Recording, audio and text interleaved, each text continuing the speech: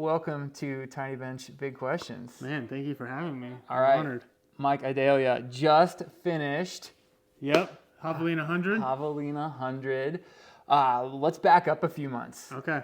Leadville 100 was your first attempt at 100 miles. Yes. Didn't go according to plan. Correct. I'm just going to jump in with the big questions. You finished Javelina, but you must have learned something at Leadville that helped you get through Javelina. What hard lesson did you learn at Leadville that helped you succeed at Javelina? Oh, I don't know if there was a hard lesson that I learned at Leadville that helped with Javelina. The lesson I learned at Leadville was on pacing for Leadville because it has that big climb right in the middle. And so I went out too slow and didn't leave myself enough time for Hope Pass. Sure. And then at Javelina, I knew that there weren't any tremendous climbs and it was a loop. So it's just about keeping moving and not blowing myself up. Got it. And so give us the rundown of Javelina. What was your highest of highs? What was your lowest of lows? And then just overall, how did the day go for you? I mean, highest is going to be the finish line. Of course. For sure, Let's see it. Let's see it. Here we go. Yep, right here. Strategically placed buckle. It stayed pretty close to me in the past 4 days. But let's see. The other high was coming in after the third loop. So you do 5 loops. The first one's like 22 miles, and then the others are 19 and a half. And so after the third one, the sun was about getting ready to go down, and the sun was beating me up a little bit. So I was really... As it does in Arizona.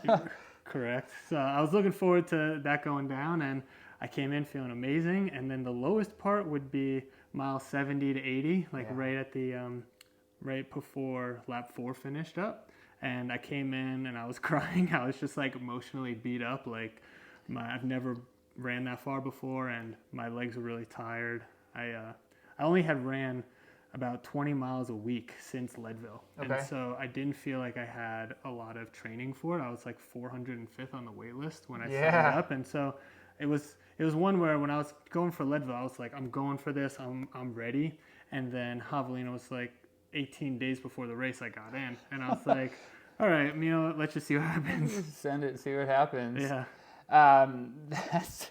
That's wild, man. 100 miles is always hard, but mentally there's always something that you have to put yourself mentally in a right spot to run 100 miles. And now you have an interesting career that might make that a little easier for you. Mm-hmm. Tell me about what your day, because I don't fully understand it. I just see bits and pieces of it on the internet. So what do you do day to day?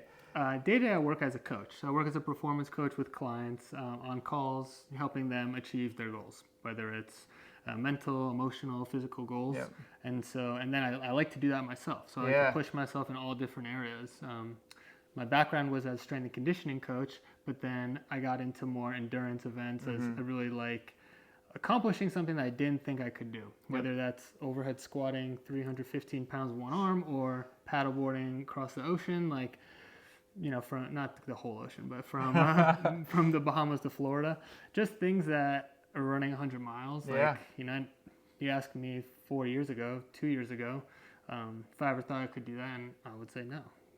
So one of the things that I've found from my career in ultra running is that sometimes, physically, yes, you need to be in shape to run 100 miles, but it's a lot harder sometimes mentally. So during Javelina, when you had an emotional meltdown, maybe you went through some low spots, what do you think is that one tool or tip or trick that got you through that moment that ultimately turned you around and got you to the finish?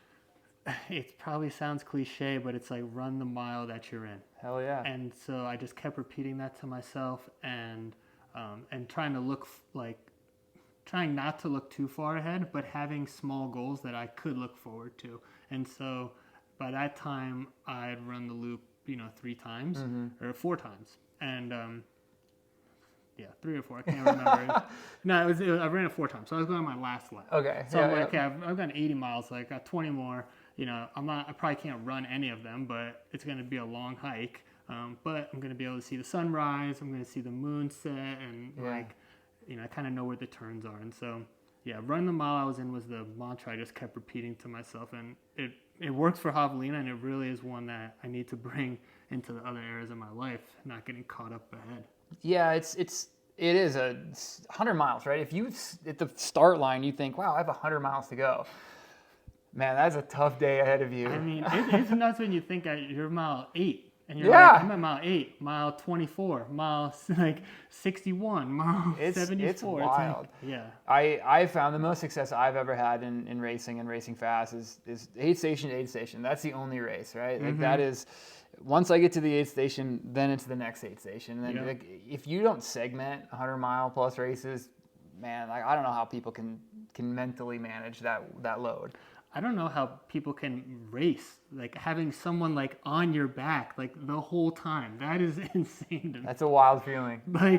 Like it's just on for, I think this race, guy local to Boulder, John Rea, won in like just under 13 hours. Something. Yeah, course record. Yeah, gnarly. 3 guys went under 12 or under 13 hours, which is crazy on that course. Yeah. Especially on that, what is it, the Escondido loop that you do that first lap where you're like, that's a rocky little section. Totally. You can't cook. And that guy, John Rea, ran, I think his last few miles were 6:40 pace or something like that into the finish. Like just bonkers stuff. All right. So you've done the 100-mile thing. Mm-hmm. I don't know you that well, but I feel like you have a pretty big bucket list. What is on your bucket list for the next X amount of time? So I got to go back to Leadville. Yep. To complete that for sure. I'm thinking I'm going to double down on it and do Leadman. Yes, that was my first ever 100-miler. Was in Leadman. Oh wow, amazing. Okay, so that's I love mountain biking. Okay. And so I think I'll do that. I really want to get into distance swimming. Okay. Maybe set a few more like weird strongman records, strength go. records.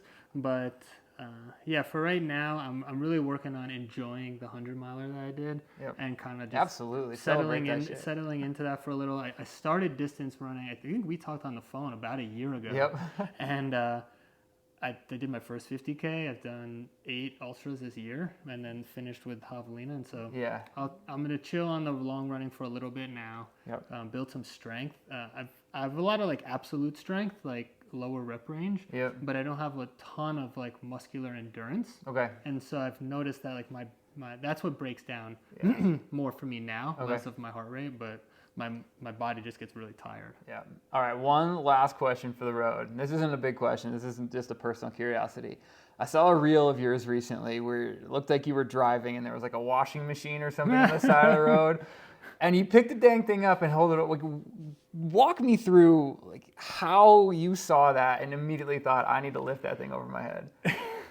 It comes down to like just getting into a flow state. Like, and I know probably a lot of people on this bench talk about flow state, but the easiest way I describe it is you have a skill on one axis and a challenge on the other, and you want to make the challenge as high as it can, so it requires all of your skill. And so you can get really creative with that. Yep. It doesn't have to just be running or something physical, even though the lifting this dryer was, but it's an odd object. You got to figure out its balance point. Yeah. Got to figure out how to get it up, how to lift it over the head, where to get your hand in the middle. And that puzzle for me is fun. Like whether it's a dryer, a person, a weight, whatever it is. I love it, man. Well, I keep doing awesome stuff. I'm so stoked to watch whatever the heck happens next. Endurance swimming. Let's get you to Leadman. Yep. That Leadman holds a very, very close spot in my heart because I wouldn't be here. I wouldn't be an athlete. I wouldn't be running if not for pacing a buddy in Leadman and thinking this looks really cool. And it just put me on the path to where I am today. So I am stoked to watch you crush that, brother. Thank you for taking the time here on the Tiny Bench, man. Yeah, thanks so much for having me. Appreciate you, dude. Appreciate you.